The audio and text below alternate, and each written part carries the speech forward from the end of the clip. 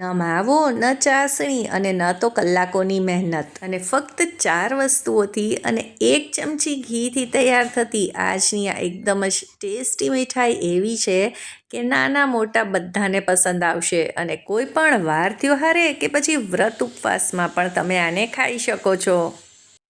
જય શ્રી કૃષ્ણ મિત્રો, તમારું ખૂબ ખૂબ સ્વાગત છે ચાર્મીસ ગુજરાતી રસોઈમાં. તો સૌથી પહેલાં તો આ બરફીને સેટ કરવા માટે આપણે એક મોલ્ડ પહેલેથી તૈયાર કરીને રાખી દઈશું, એટલે આપણે જ્યારે આ બરફી તૈયાર થઈ જાય તો એમાં આપણે સેટ કરવા રાખી દઈએ. જો તમારી પાસે આવું કોઈ કન્ટેનર ન હોય તો તમે તેને થાળીમાં પણ પાથરીને તૈયાર કરી શકો છો. હવે આમાં હું એક બટર પેપર આ રીતે તેની સાઇઝનું લગાવી દઈશ, એટલે જ્યારે આપણે બરફીને ડીમોલ્ડ કરીએ કાઢીએ તો સહેલાઈથી તેને બહાર કાઢી શકીએ.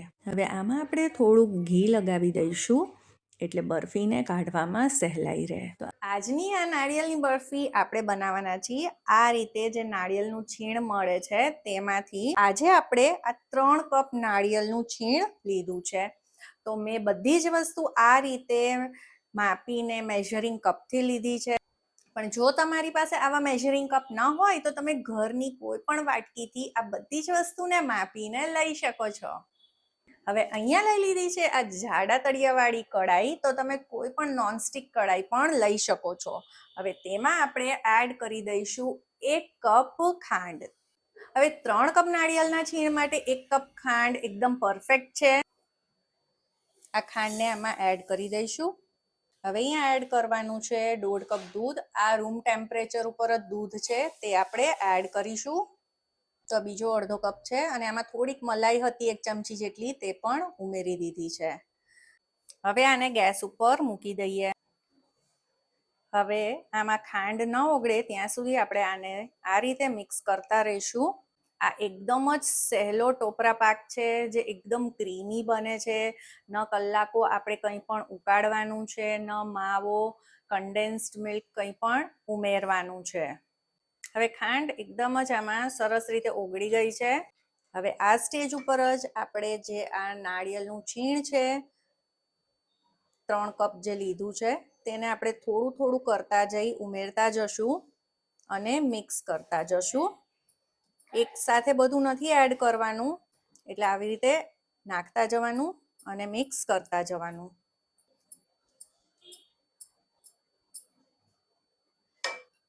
તો બધું જ આપણે આમાં ઉમેરી દીધું છે.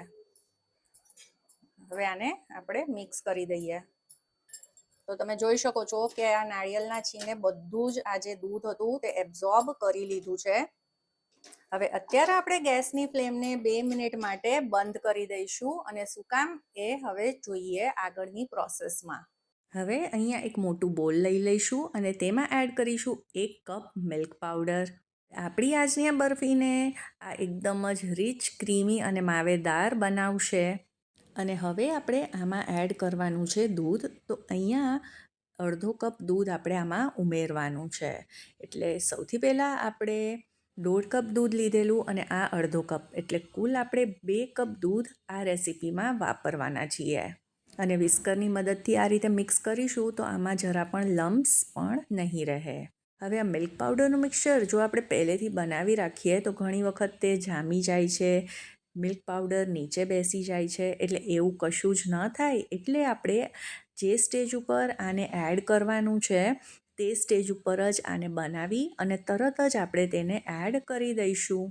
તો હવે આ મિક્સર તૈયાર છે. આવું ઘાટું અને સ્મૂધ હોવું જોઈએ. તો આવું આ ઘાટું મિક્સર બનાવવા માટે આપણે અડધા કપ દૂધની જરૂર પડી છે. મિલ્ક પાવડરનું જે મિક્સર તૈયાર કર્યું તેને એડ કરી દઈએ. તો આનું ટેક્સચર તમને મિલ્કમેડ જેવું જ લાગશે. તો નથી આપણે આને કલાકો સુધી ઉકાળવાની ઝંઝટ, કે નથી ચાસણી બનાવવાની, અને નથી માવો કે મોંઘું મિલ્કમેડ આપણે આમાં એડ કરવાનું. અને તો પણ એકદમ જ સરસ આનો ટેસ્ટ આવે છે. જાણે માવાના પેંડા ખાતા હોય ને, આનો એવો જ ટેસ્ટ આવશે આ કોકોનટ બરફીનો.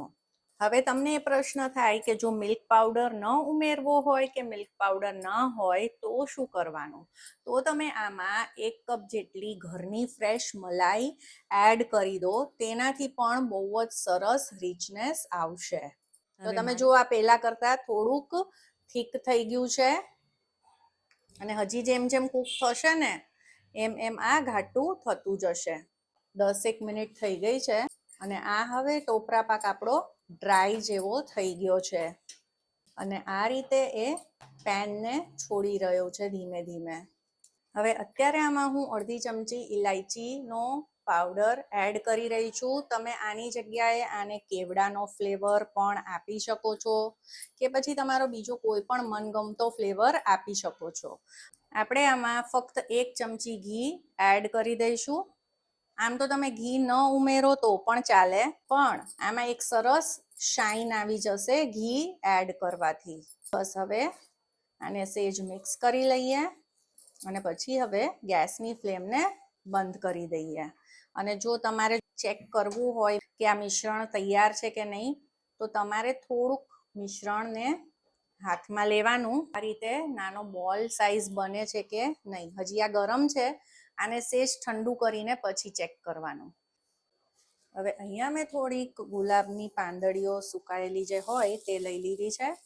તેને આ રીતે થોડીક આપણે મેશ કરી લઈશું એટલે નાના કટકામાં એ થઈ જાય. અહીંયા મેં થોડાક પિસ્તાને આ રીતે સ્લાઇસમાં કટ કર્યા છે અને બદામને પણ તમે તમારા મનપસંદના ડ્રાય ફ્રૂટ્સ એડ કરી શકો છો.